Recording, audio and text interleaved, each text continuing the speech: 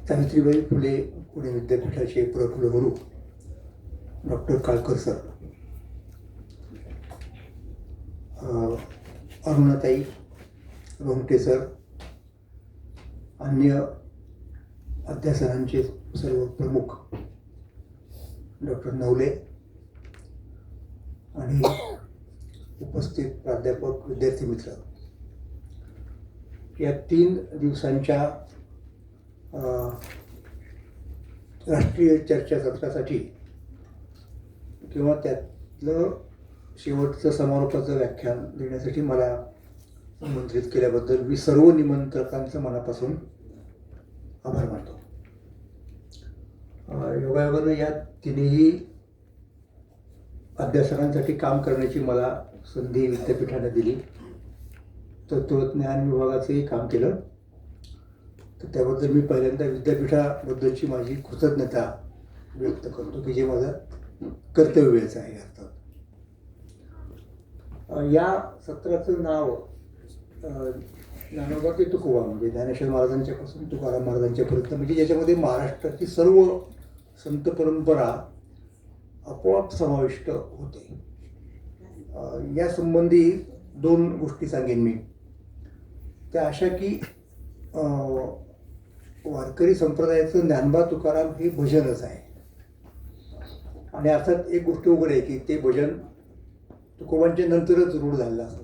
त्याच्या अगोदर काही होण्याची शक्यता काळाच्या दृष्टिकोनातून नव्हतीच, म्हणजे अशाचं काही कारण नव्हतं. तर हे नेमकं केव्हा सुरू झालं असेल या संबंधी काही एक ठोकताळे किंवा अंदाज व्यक्त केले जातात. पहिल्यांदा संत बहिणाबाई, ज्या तुकाराम महाराजांच्या साक्षात शिष्या होत्या, त्यांनी त्यांच्या एका अभंगामधून वारकरी संप्रदायाचा जणू काही सर्व इतिहासच मंदिराच्या इमारतीच्या रूपकाच्या द्वारे मांडलेला आहे. आपल्याला कल्पना आहे, संत कृपा झाली, इमारत झाली, मग त्या म्हणतात की ज्ञानदेवी रचिला पाया, मग त्या म्हणतात की एकनाथ महाराजांनी, नामदेवरायांनी त्याचा विस्तार केला, त्याने केला हा विस्तार. मग एकनाथ महाराजांनी त्याला खांब दिला भागवत, म्हणजे भागवतावरती भाष्य करून खांब दिला. आणि तुका झाला असेल कळस. तर ज्यांनी पाया घातला ते ज्ञानेश्वर महाराज आणि ज्यांनी कळस चढवला ते तुकाराम महाराज. असे 2 नावं एकत्र करून एक कंस त्याला म्हणतो आपण, असा ज्ञानोबा तुकाराम हा केव्हा तरी पुढे वारकरी संप्रदायाने केला. आणि त्याचा अर्थ असा की त्या कंसामध्ये बाकीचे सगळे संत आले. या नामस्मरणामध्ये संतांच्या वारकरी संप्रदायात कुठल्याही प्रकारचा भेदाभेद केला जात नाही. पण एक चांगल्या अर्थाने सोय म्हणूयात, आणि बहिणाबाईंनीच ती करून दिली की पायाचा उल्लेख केला, कळसाचा उल्लेख केला, बाकी सगळे त्याच्यामध्ये आले. विनोबांनी त्यासंबंधी फार चांगलं म्हटलेलं आहे. आता आपल्याकडे असं बघा की व्याकरणामध्ये समास असतो. म्हणजे आता ज्ञानोबा तुकाराम म्हटलं की तो एक समासच आहे ना, म्हणजे ज्ञानोबा आणि तुकोबा असा दोघांचा उल्लेख त्याच्यामध्ये येतो. तो सर्वसाधारण द्वंद्व समास. परंतु काही द्वंद्व समास असे असतात की त्याच्यात 2 जरी नावं असलं तरी अनेकांचा समावेश होतो. कदाचित त्याला समाहार द्वंद्व वगैरे असं काहीतरी म्हणत असतील. तर त्या प्रकारचा तो ज्ञानोबा तुकाराम हा समास आहे. त्यामुळं ज्ञानोबारायांपासून तर तुकोबारायांच्यापर्यंत हा जो प्रवास वारकरी संप्रदायाचा झाला, त्याच्या संदर्भात आपण हे जे चर्चासत्र आयोजित केलं अतिशय चांगला त्याला थीम म्हणतो आपण होता. आणि आत्ता मी 2-4 दिवस गेले नाशिकला विश्व मराठी साहित्य संमेलनामध्ये असल्यामुळं मला इथे आलं नाही. मी जर पुण्यामध्ये असतो तर 4ही दिवस नक्कीच त्याचा आनंद घेतला असता, माझ्याही ज्ञानामध्ये भर पडली असती. पण आत्ता जे मी 2-3 निबंध ऐकले ते अतिशय चांगले होते आणि माझ्यासारख्या जुन्या पिढीतल्या माणसाला नक्कीच ते ऐकून वाचून समाधान होणार हे नक्की आहे. असो, तर आता ज्ञानोबा ते तुकोबा, आणि मला नवले सरांनी फारच मोठी जबाबदारी त्याच्यामध्ये एपिस्टेमॉलॉजी, अँथॉलॉजी या भानगडी सगळ्या की जे तत्त्वज्ञानामधले स्पेशलाइज पारिभाषिक असे विषय आहेत, तर त्या तपशिलात मी फारसा जाणार नाही, त्या आधी सांगून ठेवतो, कारण वेळेतही ते बसणार नाही आपल्या गणितामध्ये. पण मी काय सांगणार आहे बघा, तेही मला नेमकं माहीत नाही, म्हणजे मी काय सांगत आहे. एक गोष्ट तुम्हाला सांगतो की ज्ञानदेवांनी पाया रचला म्हणजे काय केलं. आता आपण समजा आपल्या परंपरेचा जर आपण इतिहास पाहिला सगळा, म्हणजे भारतीय तत्त्वज्ञानाच्या आणि त्यातल्या त्यात परत वैदिक परंपरेचा इतिहास पाहिला, तर आपल्याला असं दिसतं की वेद हे सर्वात प्राचीन वाङ्मय, याबद्दल कोणाचं दुमत होण्याची शक्यता नाही. वेदांमध्ये मुख्यत्वे 2 प्रवाह होते असं म्हणता येईल, खरं तर 3, पण एक रूढ कल्पना त्याप्रमाणे आपण 2 म्हणूयात, एक कर्माचा आणि एक ज्ञानाचा. तर वेदांमध्ये जो कर्माचा भाग आहे त्याच्यावरती भर देणारं एक स्कूल, एक दर्शन निर्माण झालं, ज्याला आपण पूर्वमीमांसा, कधी कधी नुसतंच मीमांसा असं म्हणतो. आणि मग ते यज्ञप्रधान आहे, यज्ञ आणि इतर कर्मकांडमध्ये ठेवून बाकीच्या सगळ्या वैदिक वचनांचा अर्थ त्या अनुषंगाने लावायचा. आम्नायस्य क्रियार्थत्वात् अनर्थक्यम अतदार्थनाम, असं मीमांसेचं सूत्रच आहे प्रसिद्ध, की संपूर्ण वेद हे कर्मपरच आहे, असा त्यांनी अर्थ लावला. त्याच्यानंतर काही लोकांच्या लक्षात आलं की असं काही नाही आहे, वेदामध्ये ज्ञानाचाही मोठा भाग आहे. मग तो त्यांनी पुढे आणला आणि तो भाग म्हणजे ज्यांना आपण उपनिषद म्हणतो. आणि उपनिषद ही वेदांच्या शेवटच्या टप्प्यावरती असल्यामुळं, किंवा दुसरा पर्याय म्हणजे वेदांमधला अंतिम निष्कर्ष त्यांच्यामध्ये असल्यामुळं त्यांना वेदांत असंही म्हटलं गेलं. तर तो ज्ञानकांडाचा भाग झाला, तर तो काही लोकांनी पुढे आणला, आचार्यांनी, आणि त्याला मग वेगळं स्थान दिलं. तर ते कर्मकांड आणि ज्ञानकांड असं आपण सामान्यपणे म्हणू शकतो. उपासना हा तिसरा मुद्दा झाला. तर मग त्या दोन्हींच्यावरती भाष्यकार निर्माण झाले.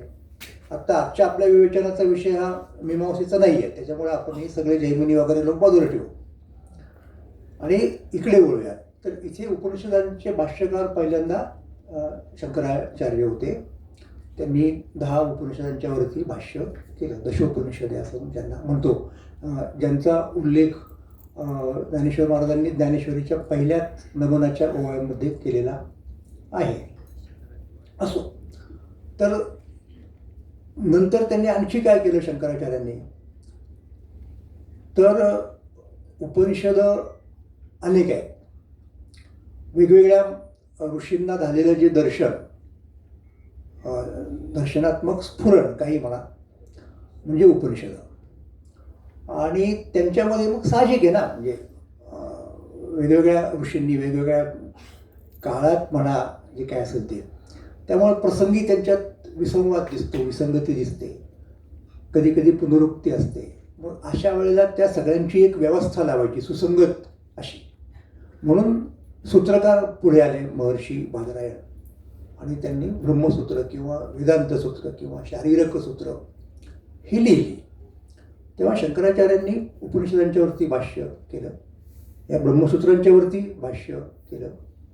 आणि तिसरा जो मुद्दा आहे तो म्हणजे दरम्यानच्या काळामध्ये भगवद्गीता, जी भगवान श्रीकृष्णाने अर्जुनाला केलेला उपदेश आहे, तो महाभारतामध्ये समाविष्ट आहे.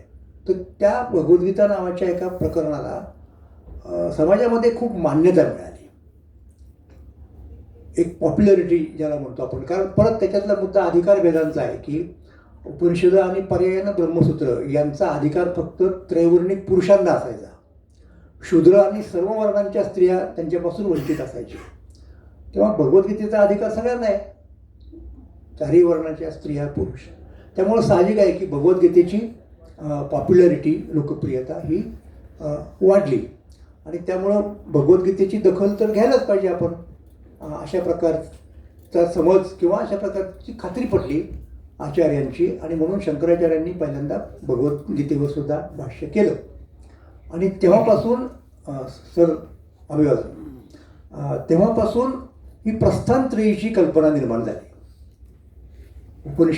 उपनिषदांचं सूत्ररूप गद्यात्मक सार ब्रह्मसूत्र आणि भगवद्गीता आणि मग शंकराचार्यांनी तो जो पाया घातला या सगळ्या परंपरेचा असं म्हणता येईल आपल्याला, त्यात ते तो फॉलो करणं सगळ्यांना जणू काही अपरिहार्य ठरलं. मग आचार्यांच्या नंतर जेवढे जेवढे आचार्य होऊन गेले त्यांनी ह्या तिन्ही ग्रंथांच्यावरती भाष्य दिली. मग रामानुज असतील, मध्व असतील, आणखीन बाकीचे कोणी वल्लभ असतील, लिंबार्क असतील, आणि ज्यांच्या परंपरेत एखादं राहून गेलं भाष्य लिहिलं ते दुसऱ्या कुणीतरी परंपरेतल्या पुढच्या लोकांनी त्या लिहिलं, आणि अशा पद्धतीने ही प्रस्थानत्रयीची कल्पना आपल्याकडे आली. असा तो साधारणपणे मुद्दा आपल्याला मांडता येईल पहिला. तर ही मगाशी एका निबंध वाचकाने उल्लेख केला पूर्वीचे आणि नंतरचे, पूर्वपंक्तीचे, उत्तर पंक्तीचे वगैरे वगैरे. तर मी असं म्हणेन की ही एक पूर्वपंगत झाली एका प्रकारे, म्हणजे तेच मॉडेल वापरायचं झालं तर. आता ही उत्तर पंगत कधी सुरू होते तर ती ज्ञानेश्वर महाराजांच्यापासून सुरू होते. काय वैशिष्ट्य त्याचं? त्याचं वैशिष्ट्य असं आहे की बाकीच्या सर्व भाष्यकारांनी गीतेला दुय्यम स्थान दिलं. म्हणजे कोणत्या अर्थाने दुय्यम स्थान दिलं की भगवद्गीता ही स्मृती आहे, महाभारतामध्ये आलेली आहे, साक्षात वचन नाही येते. श्रीकृष्णाने अर्जुनाला उपदेश केला, तो व्यासांनी आपल्या पद्धतीने आपल्या भाषेत भगवद्गीतेत सांगितला. ही त्यातलं सूक्ष्मता समजून घ्या आपण. त्यामुळे सगळे आचार्य भाष्य करताना शंकराचार्य सकट भगवद्गीतेचा जेव्हा जेव्हा उल्लेख करतात तेव्हा स्मृती म्हणून करतात, श्रुती म्हणून नाही करत. उपनिषद श्रुती आहे, साक्षात ईश्वरी वाणी आहे म्हणा किंवा काय म्हणायचं ते म्हणा. त्यामुळं भगवद्गीता दुय्यम झाली आणि उपनिषद आणि पर्यायाने ब्रह्मसूत्र ही पुढे गेली. मग आता तुम्हाला यांनी फरक काय पडतो? फरक पडतो ना. फरक असा पडतो की जेव्हा तुम्हाला ग्रंथाचा अर्थ लावायचा असतो तेव्हा स्मृतीनं श्रुतीचा अर्थ अनुसरायचा असतो. त्यामुळे भगवद्गीतेचा अर्थ लावताना तो उपनिषदांशी सुसंगत आहे का, हे उपनिषदांशी विसंगत असा अर्थ लावता येणार नाही. हे अगदी क्लिअर कट शंकराचार्य वगैरे लोकांनी स्पष्ट करून सांगितलेलं आहे. भगवद्गीतेचा समावेश करा हे त्यांच्यावरचं कंपल्शन आहे. एरवी कदाचित त्यांनी केला नसता, तर ती स्मृती आहे ना शेवटी. हा बेसिक मुद्दा आहे. ज्ञानेश्वर महाराजांनी हे उलटं केलं. ज्ञानेश्वर महाराजांनी हे उलटं केलं. त्यांनी काय केलं माहिती का की या दोन श्रुतींपेक्षा, म्हणजे दोन ग्रंथांच्या पेक्षा किंवा उपनिषदांच्या पेक्षा भगवद्गीता ही श्रेष्ठ असं सांगितलं. आणि त्याचं कारण त्यांनी सांगितलं की ज्याच्या श्वासापासून वेद निर्माण झाले तो प्रत्यक्ष जागृतीत बोलणारा म्हणजे भगवद्गीता. म्हणजे व्यासमध्ये आले म्हणून काय बिघडलं? एरवी उपनिषदांच्या मध्ये सुद्धा ऋषी आहेतच ना, ती कुठे तशी साक्षात म्हणता येईल वाणी. हा ज्ञानेश्वर महाराजांनी ज्ञानबाची मेघ ज्याला म्हणतो ना आपण, ती मारून ठेवली की भगवद्गीता ही या दोघांच्या पेक्षा श्रेष्ठ आहे. म्हणून त्यांनी ज्ञानेश्वरीवरती आधी लिहिलं आणि पुढे मग मान्य झालं वारकरी परंपरा. एकदा तुमच्याकडे भगवद्गीता असल्यानंतर इतर असतील काय नसतील काय फार फरक पडत नाही, कारण सगळं तिथे आलेलं आहे. हा एक फार महत्त्वाचा मुद्दा मला आपल्या पुढे ठेवायचा आहे. म्हणजे प्रामाण्यामध्ये आता नवले सरांना नक्कीच वाटत असेल की मी त्याच्या संबंधी बोलावं. प्रामाण्याची उलटापालट केली ज्ञानेश्वरांनी. जशी कोपर्निकन रिव्होल्युशन म्हणतो आपण त्याला, ही प्रामाण्य व्यवस्थेमध्ये कोपर्निकन रिव्होल्युशन आहे. कोपर्निकसच्या पूर्वी लोक काय म्हणायचे सगळे की पृथ्वीमध्ये आहे आणि सूर्यासकट बाकीचे ग्रह पृथ्वीवरती फिरतात. कोपर्निकसने दाखवून दिले की नाही, सूर्यमध्ये आहे आणि पृथ्वी भोवती फिरते. तसं भगवद्गीतामध्ये आहे. त्यामुळं तुम्ही उपनिषदांचा अर्थ भगवद्गीतेला अनुसरून लावायचा असेल तर परत लिहा पार्तर भाष्य, आमची हरकत नाही. असं उलट करून ही सगळी प्रामाण्याची उलटापालट ही ज्ञानेश्वर महाराजांनी केलेली आहे. हा पहिला मुद्दा. आता मी ते अगोदरचंच मॉडेल घेऊन पुढे जातो प्रस्थानत्रयीचं. आता प्रस्थानत्रयी ही संकल्पना इतकी मान्य झाली लोकांना नंतरच्या काळात की सामान्यपणे कुठलीही नवीन व्यवस्था आली की त्याच्यात प्रमाण व्यवस्थेमध्ये आपण पाहिजे की अरे महत्त्व कोणाला आहे किंवा कोणते, तर मंडळींनी मधल्या काळामध्ये प्रामाण्य व्यवस्थेचा विचार करताना वारकऱ्यांची प्रस्थानत्रयी अशा प्रकारची एक कल्पना आणली आणि मग म्हणायला लागले की ज्ञानेश्वरी, एकनाथी भागवत आणि तुकाराम महाराजांचा गाथा अशा प्रकारची एक मांडणी झाली. आता याच्यामध्ये पंचायत कशी होती माहिती का? बाकीच्या संतांच्या अभंगात काय करायचं? हा मुद्दा येतो ना सगळ्यात. आणि अभंग तर सगळ्या संतांचे आहेत, लक्षात घ्या. सगळ्या संतांच्या मधला कॉमन मुद्दा काय आहे? अभंग रचना सर्वसाधारण सगळ्यांनी केलेली आहे. ग्रंथरचना ज्याला म्हणता येईल एका अर्थाने, ती ज्ञानेश्वर महाराजांनी, एकनाथ महाराज यांनी केली. मग आता अशा अवस्थेमध्ये ही कल्पना जशी तशी लागू करता येत नाही. पण मी जेव्हा विचार केला की ज्ञानेश्वर महाराजांनी ज्ञानेश्वरी लिहिली म्हणजे काय केलं नेमकं, तर भगवद्गीतेचा मराठी भाषेमध्ये अर्थ सांगितला. आणि तो महत्त्वाचा यासाठी की एक लक्षात घ्या, ज्ञानेश्वरीच्या अगोदर आपल्या भारतामध्ये गीतेवरची जीवडी म्हणून भाष्य झाली पहिले शंकराचार्यांचं आहे. शंकराचार्यांच्या पूर्वी असली पाहिजेत असं शंकराचार्यांच्या उपोद्घात भाष्यावरून म्हणता येतं, पण ती उपलब्ध नाही. मग भास्कराचार्य दुसरे आले, मग तिसरे रामानुज, मग मध्व, पुढे पुढे मग परंपरा जात राहिली. हे सगळ्यांना माहिती आहे. तर ही ती परंपरा आहे. संस्कृतमध्ये सगळे ग्रंथ असायचे. भारत म्हणजे स्थानिक भाषेमध्ये म्हणता येईल, संस्कृत सोडून अन्य भाषेमध्ये लिहिला गेलेला पहिला भाष्यग्रंथ हा ज्ञानेश्वरी आहे. ज्ञानेश्वरीच्या अगोदर कुठेही म्हणजे मल्याळम असेल, तमिळ असेल, कन्नड असेल, ज्या कुठल्या भाषा असतील भारतामध्ये, हिंदीचं नक्कीच नव्हती, पंजाबीसुद्धा नव्हती, गुजराती नव्हती, पण जे कुठल्या भाषा असतील त्या सगळ्यांमध्ये पहिला भाष्यग्रंथ हा ज्ञानेश्वर महाराजांचा आहे, भगवद्गीतेवरचा. आणि तो त्यांनी का लिहिला? कारण ते मुख्य आहे ना. भगवद्गीता हा प्रमुख आधार आहे, कारण ती विश्वराची वाणी आहे साक्षात, असा मुद्दा आहे. मग आता प्रश्न असा आला की एकतर ते काही वैदिक धर्म नाकारणारे नव्हेत, ती एक वैदिक चौकट त्यांच्या पुढे आहे, की तुम्हाला मी पहिल्यांदाच सांगून टाकतो, त्याच्याबद्दल फारसा वाद करायचं कारण नाही. मुद्दा पुढे इंटरप्रिटेशनचा येतो. मुद्दा पुढे असा एक येतो की जो फार महत्त्वाचा आहे. वैदिक परंपरेचं वैशिष्ट्य काय माहिती का? मग अशी मी तुम्हाला सांगितलं की वेदामध्ये कर्मकांड आहे, वेदामध्ये ज्ञानकांड आहे.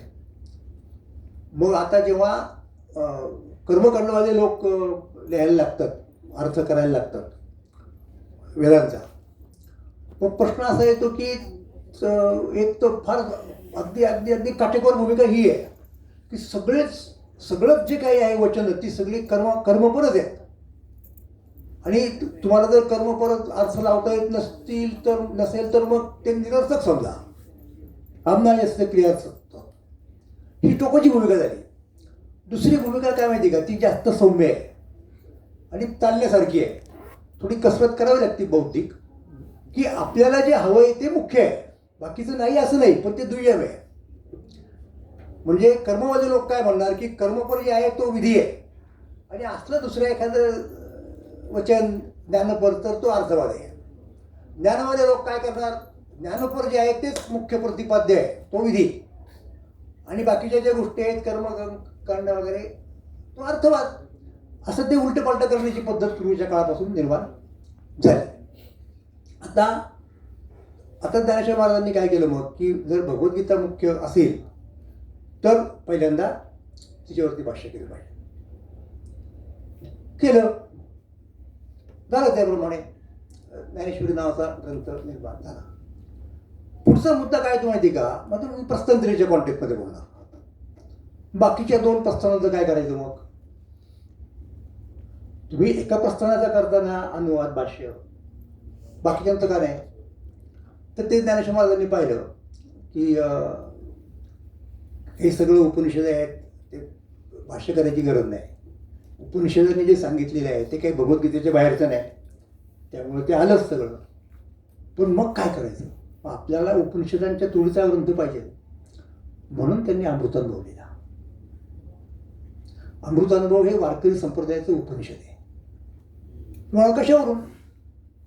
त्यांनी सांगितलं ना समारोपामध्ये अमृतानुभवाच्या, एवं दशोपनिषदे पुढारा न ढळती पदे. 10 उपनिषदे याच्यापेक्षा पुढे जात नाही, म्हणजे याच्यामध्ये आली सगळी. ते त्या अर्थाने अमृतानुभव हे मी भाष्य तरी कसं म्हणू? जसं भगवद्गीता ही जणू काय आपण ज्ञानेश्वर महाराजांना भगवान विष्णूचा अवतारच मानतो, म्हणजे ते कृष्णाचंच म्हणणे असं मानतो, तसंच तोच न्याय आपल्याला इथे लावला पाहिजे ना. उपनिषदांमधल्या भले उपनिषद ईश्वरी वाणी असेल, परंतु ज्या ऋषींच्या माध्यमातून ती प्रगट झाली त्या ऋषींना त्याचा अनुभव आलेला आहे ना, तसं हा यांचा अनुभवच आहे, म्हणून अनुभवामृत नाव दिलं, अमृतानुभव म्हटलं. तर ते सगळं तिथे आलेले आहे. कुठे? सगळे उपनिषद जे आहेत ना ती तिथे आलेली आहेत. मग आता प्रश्न असा आला की उपनिषदांचं सार म्हणजे ब्रह्मसूत्र ते कुठे? ती चांगली उपसृष्टी. त्यामुळं अनुभवामृत हे उपनिषद आहे.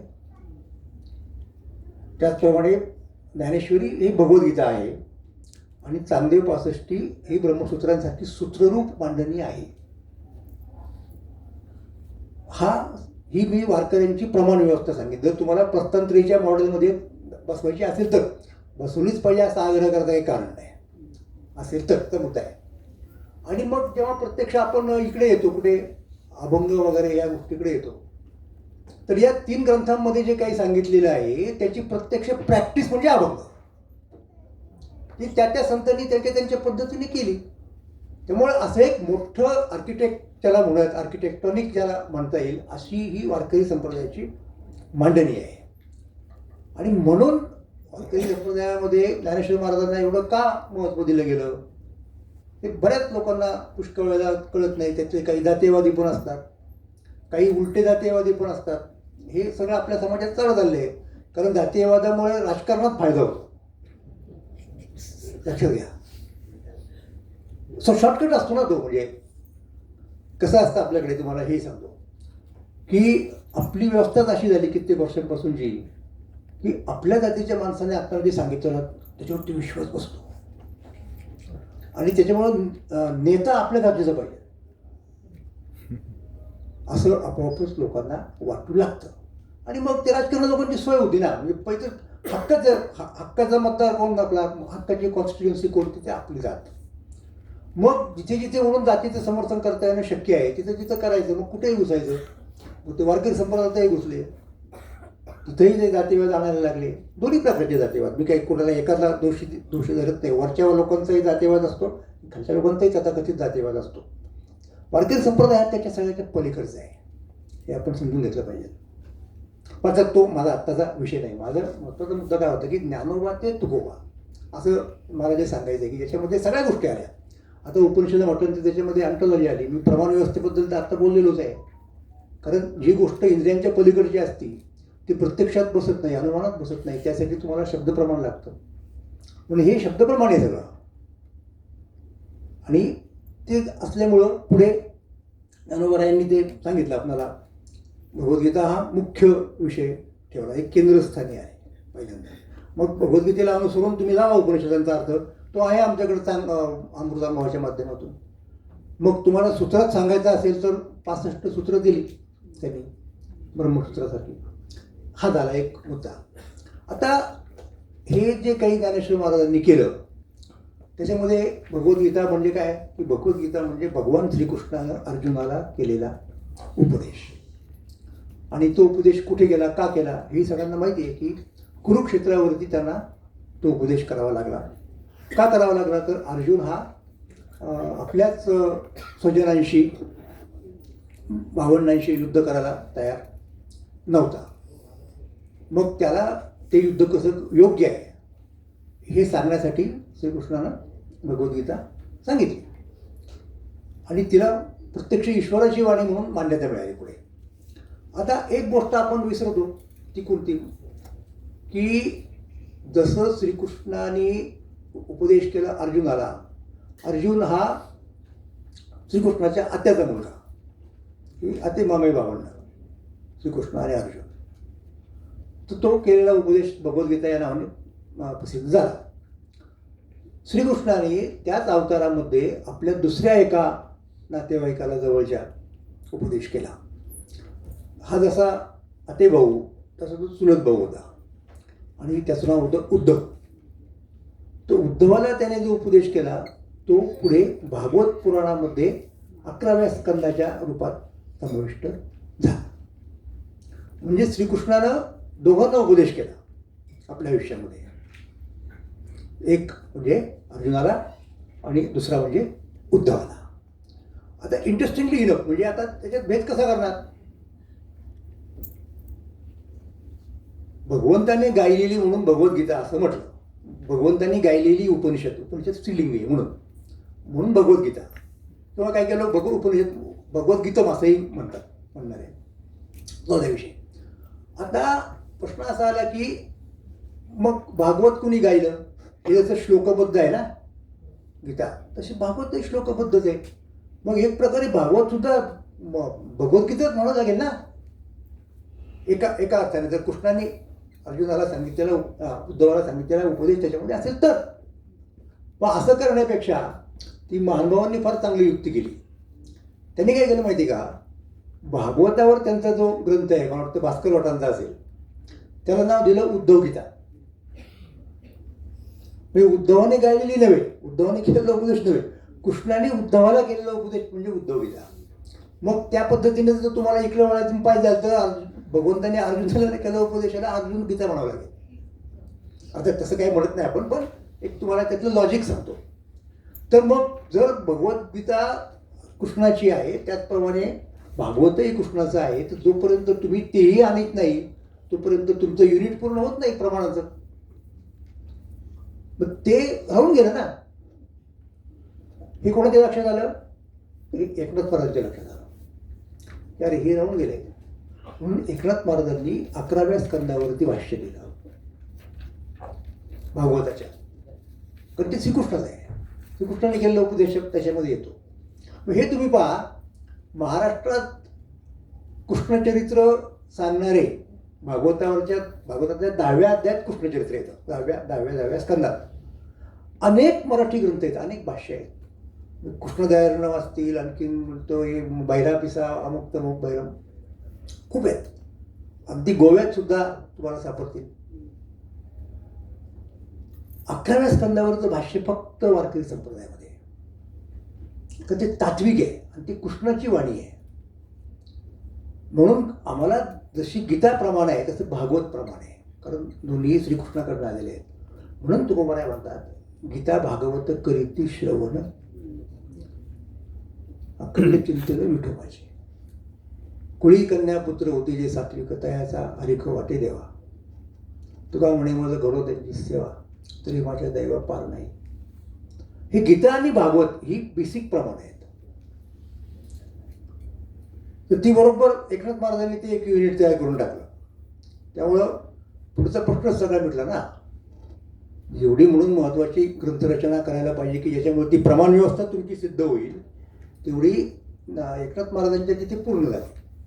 आणि मग ती जी अभंग रचना आहे सगळ्या संतांनी केलेल्या, म्हणजे ज्ञानोबारांच्यापासून सगळ्यांनी केलेल्या आहेत, ती त्या सगळ्या तत्त्वज्ञानाची प्रॅक्टिस आहे. प्रत्यक्ष व्यवहार एक एक एक एक एक एक एक एक असं पुढे पुढे पुढे पुढे पुढे हे वेगळेपण आहे वारकरी संप्रदायाचं. मग त्याच्यामध्ये सगळं आलं. मग जसं आता त्याच्यामध्ये यांचा प्रश्न आला, ऑन्टॉलॉजीचा मुद्दा आला.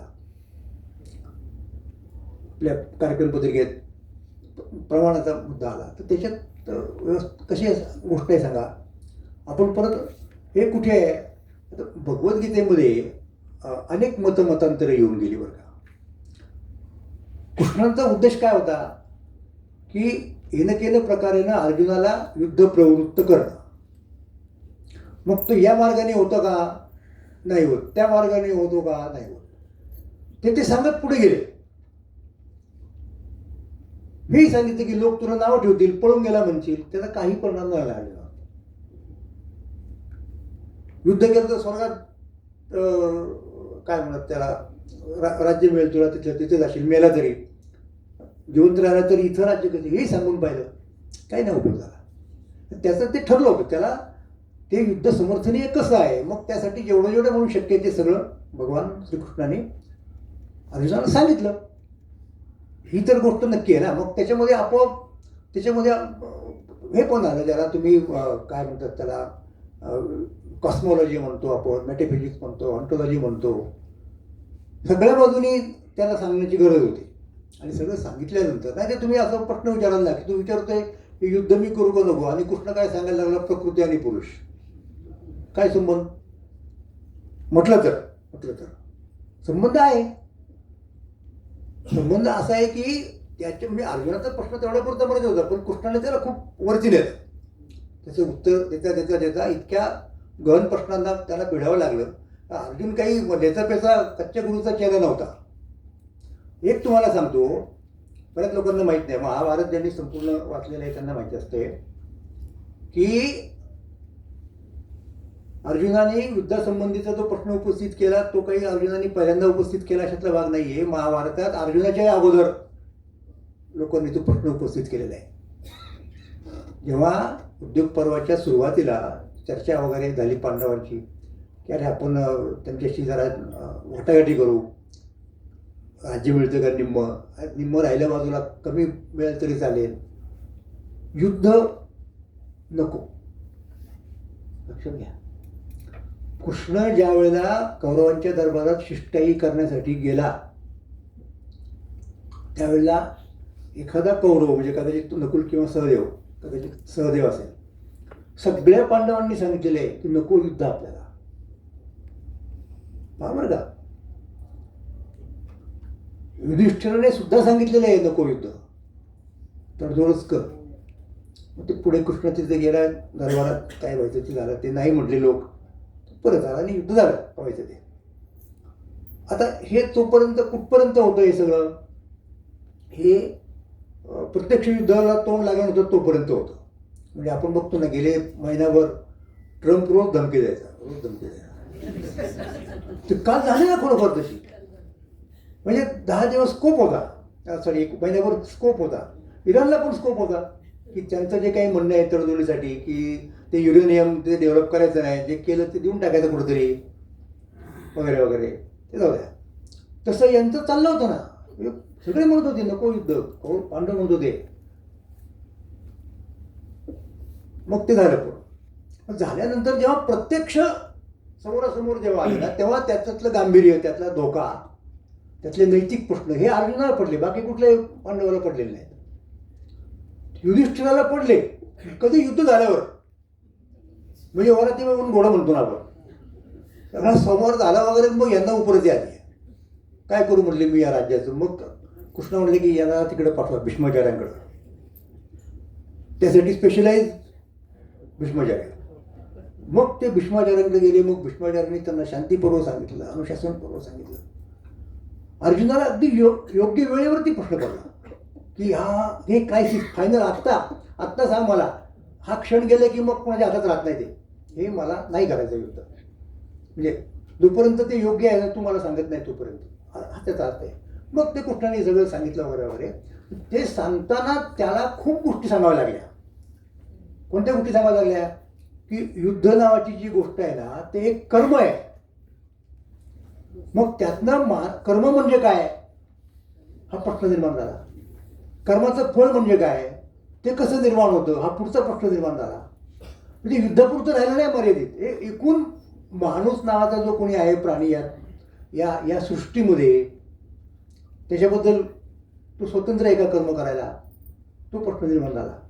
मग तो स्वतंत्र का नाही, कारण तो या त्रिगुणात्मक सृष्टीचा एक भाग आहे आणि त्रिगुणात्मक सृष्टीचे नियम आहेत फिजिकल वर्ल्डचे, त्याला तो अपवाद नाही राहू शकत. मग त्या स्वातंत्र्याला स्वातंत्र्य म्हणायचं का, हे सगळे तत्वज्ञानातले प्रश्न तिथे आपोआप आले. आणि म्हणून त्याला विश्वासंबंधी सांगावं लागलं, प्रकृतीसंबंधी सांगावं लागलं, कर्माची मीमांसा करावी लागली सांगताना की कर्मापासून फळ कसं निर्माण होतं. हा त्याचा मुद्दा आला ना. पंचैतानी महाभाव कारणाने निबोधमे सांख्ये कृतांते प्रोक्तानी कर्माणाम फलसिद्धये अधिष्ठानम तथा करता करणम ते पृथक्विदम विलाश्च पृथक चेष्टा दैवम चैवात्र पंचम. ह्या सगळ्या गोष्टी त्या कर्मासंबंधी आहे आणि युद्धाला तर ते लागू होणारच. युद्ध हे सगळं डेंजरस कर्म आहे बाकीच्या सगळ्या कर्मांपेक्षा.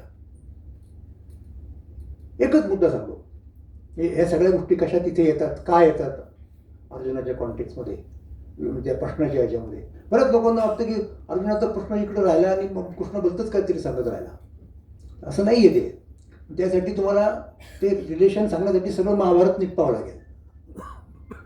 दैवम चैवात्र पंचम म्हणजे काय, म्हणजे उदाहरणार्थ तुम्हाला सांगतो की काय काय लागतं कर्माला. अधिष्ठान, कर्ता म्हणजे एजंट कर्म करणारा, त्याच्याशिवाय तर कर्म होणारच नाही ना. मग कर्ता पहिल्यांदा पाहिजे. मग कर्ता कसा आहे? कर्ता त्रिगुणात्मक प्रकृतीने बनलेला आहे की ज्या प्रकृतीने संपूर्ण विश्व बनलेले आहे. त्यामुळे जे नियम निसर्गाला लागू आहेत, विश्वाला, ते सगळे तुमच्या त्या कर्त्याला म्हणजे त्याच्या देहाला लागू आहेत ना. त्याच्यापासून त्याला एक्झम्पशन नाही मिळणार. गुरुत्वाकर्षण फक्त वरती फेकलेल्या चेंडूलाच लागू पडतं आणि माणसाला वरती फेकलं की तो आपोआप वर जाईल असं नाही होत. तोही खाली जाणार. त्याचा देह आहे पंचमहाभूतांनी बनलेला. म्हणून तो तर मुद्दा नक्की झाला. तो कर्ता नावाचा देहधारी कुणी जो आहे, तो ज्याला आत्मा सुद्धा आहे आणि आत्मा असल्यामुळे त्याला कर्म करण्याबद्दल काही एक प्रमाणात स्वातंत्र्य आहे. म्हणून आणि अधिष्ठान म्हणजे काय, तर बऱ्याच लोकांची त्याच्याबद्दल गैरसमज. पण परत महाभारताच्या आधारे तुम्ही ज्याच्यावरती कर्म करता, ज्याने कर्म करता, ते त्या कॉन्टेक्स्ट जो असतो ना, तो फार व्यापक असतो. एकूण सगळ्या मानवजातीच्या कर्माचा विचार केला तर पृथ्वी हेच एक अधिष्ठान आहे, अख्खच्या अख्खं. तुम्ही क्रिकेटचा विचार केला उदाहरणार्थ, तर ती पिच आणि ती ग्राउंड हे अधिष्ठान आहे. मग काल पाऊस पडला का, हिरवळ किती आहे, कमी जास्त आहे, ती काल कापली का परवा कापली, हे अधिष्ठानाचा मुद्दा आला. कर्णमचे पृथक विधम. कर्म करताना माणूस फक्त दोन हाताने नाही करत, फक्त इंद्रियांनी करत नाही. ते करत हे सगळे इक्विपमेंट त्याला लागतात वेगवेगळे. लक्षात घ्या. म्हणजे अगदी खेळाचं उदाहरण घेतलं म्हणजे क्रिकेटची बॅट ही त्यातलं एक करण आहे. त्याची लांबी किती असली पाहिजे, रुंदी किती असली पाहिजे, वजन किती असलं पाहिजे, हे सगळं ठरलेलं असतं ना. आता हे लेटेस्ट करण कोणतं आलं सगळ्या आपल्या याच्यामध्ये आणि त्याच्यामुळे युद्ध जास्त डेंजरस झालं, ते म्हणजे आर्टिफिशियल इंटेलिजन्स. हे नव्हतं पूर्वी. आता मुळातल्या तुम्ही कल्पना करा की अणुशक्तीसारख्या करणाला जर एआयची जोड मिळाली तर काय प्रचंड संवाद होईल. ते कर्णमचे पृथक विधान, विविधाश्च पृथक चेष्टा. कर्म म्हणताना आपण एक शब्द वापरतो की युद्धकर्म. पण युद्धकर्म म्हणजे काय, त्याच्यात किती छोटे छोटे छोटे छोटे हे असतात ना. आपण म्हणतो की दार उघड, एकच ते एप झालं. पण दार उघड म्हणजे नेमकं काय करू, पहिल्यांदा आपल्याला कुलूप उघडावं लागतं, मग कडी उघडावी लागते, लक्षात घ्या, मग ढकलावं लागतं दार उघड. विविधाश्च पृथक चेष्टा. आणि सगळ्यात महत्त्वाची गोष्ट म्हणजे दैवम चैवात्र पंचमम. ह्या सगळ्या गोष्टी तुमच्याकडे आहेत, चांगल्या आहेत, उत्तम आहे. म्हणजे परत महाभारताचं उदाहरण कोणतं आहे तर शेत फार महत्त्वाचं आहे. शेतकऱ्याचं उदाहरण आहे. शेती हे त्याच्या कर्माचं अधिष्ठान आहे, जमीन अधिष्ठान. करता शेतकरी चांगला व्यवस्थित पिढीजात ज्यांनी शेती केलेली आहे त्याला सगळं माहिती आहे. बियाणं कोणतं, काय काय कसं करायचं, सगळी मशागत. ओके, त्याने त्याचं सगळं व्यवस्थित कर्म करतो. कर्णांचे पृथक विधम. हे सगळं काय कुळव नांगर जे काय असेल ते पाभर अमुक तमुक मोठ नाडा, हे सगळं कर्णांचे पृथक विधम. विविधाश्च पृथक चेष्टा. पेरणं ही एक चेष्टा आहे, खुरपणं ही एक चेष्टा आहे, पाणी देणं ही एक चेष्टा आहे. विविधाश्च पृथक चेष्टा. सगळं योग्य आहे, पण ऐन वेळेला काहीतरी भलतंच निघतं. त्या वर्षी पाऊसच नाही पडला. दैवम चैवात्र पंचमम. दैव म्हणजे काय, मिस्टिक असं गूढ काही नाही. दैव म्हणजे तुम्हाला माहीत नसणारा पण अचानक येऊ शकणारा एखादा घटक, त्याला दैव म्हणतो आपण. आणि म्हणून ते जे सांगितलं ना भगवंतांनी की कर्मण्येवाधिकार असते मा फलेषु कदाचन. म्हणजे काय की तू कर्म करणं एवढंच तुझ्या हातामध्ये आहे. तू चांगला कुशल कर्म करणार आहे, तुझ्याकडे चांगली हे आहेत, काय म्हणतात त्याला, धडधाकट आहेत, करणं आहेत, चांगली उपकरणं आहेत, कर्माचीसाठी परिस्थिती तुझी चांगली आहे, तुला अनुकूल अशी पीच मिळालेली आहे उदाहरणार्थ. पण ऐन वेळेला काहीतरी गडबड झाली. म्हणजे शेतकऱ्याच्या बाबतीत काय झालं, त्या वर्षी पाऊस नाही पडला, काही उपयोग झाला नाही. चांगलं बियाणं पेरलं, सगळं केलं, गेलं पीक, गेलं काळात. तर म्हणून मा फलेषु कदाचन. कर्मयोग म्हणजे काय, कर्मयोग म्हणजे हे समजून घेणं की कर्म करणं आपलं काम आहे, कर्तव्य आहे, ते करायचं. पण ते फळ मिळेलच अशा याच्यातून नाही करायचं. कारण ते नाही, मग तुम्ही जर त्याचा हट्ट धरला नाही मिळालं तर तुम्हाला फ्रस्ट्रेशन येतं ना. हा त्याच्यातला मुद्दा आहे खरा. तर ते जाऊया. सांगायचा मुद्दा असा की अशा पद्धतीने ही भगवद्गीता. म्हणून अर्जुनासाठी कृष्णाला या सगळ्या गोष्टी सांगाव्या लागल्या. सांख्यकृतन ते प्रोक्तानी. अरे हे सांख्यांनी सांगितलेले आहे. कृष्ण काय सांगतात की हे कर्माचं विश्लेषण सांख्यांनी केलेलं आहे. म्हणजे कर्मयोग नावाची जी गोष्ट आहे ते सांख्य तत्वज्ञानावरती आधारित आहे. संपूर्ण 13वा अध्याय आणखीन कुठे 8व्या इकडे तिकडे 14व्या 17व्या गुणातीत अमुक तमुक गुणत्रय सगळं सांख्यांचं तत्त्वज्ञान आहे. ते सांख्यांच्या याच्यावरती त्यांनी बेस केलं, अर्जुनाला पटलं, युद्ध केलं वगैरे वगैरे वगैरे. तर हे सगळं आपल्याला भगवद्गीतेमध्ये दिसतं आणि म्हणून भगवद्गीता ही मुख्य ठेवली आणि तिच्या अनुषंगाने बाकी त्यांचा विचार करायचा. अशा प्रकारची ही वारकऱ्यांची प्रमाण व्यवस्था आहे आणि ती ज्ञानोबा यांनी बसवून दिली आणि ती मान्य करून पुढच्या सगळ्या संतांचा प्रवास झाला. त्यामुळे तुम्हाला ज्ञानोबा कळलेलं म्हणजे सगळा वारकरी संप्रदाय कळला. हत्ती के पाव मी सब पाव असं ते म्हणणं असतं बघा म्हणे, तसा तो भाग आहे. असो, तर म्हणून ज्ञानोबा ते तुकोबा या संबंधी अतिशय चांगला विषय 3 दिवसांच्या परिषदेमध्ये आपण चर्चेला खूप बरं वाटलं मला की चांगल्या पद्धतीने काम विद्यापीठाचं अध्यासनांचं तत्त्वज्ञान विभागाचं चालू आहे. मी शुभेच्छा देतो, आभार मानतो आणि थांबतो.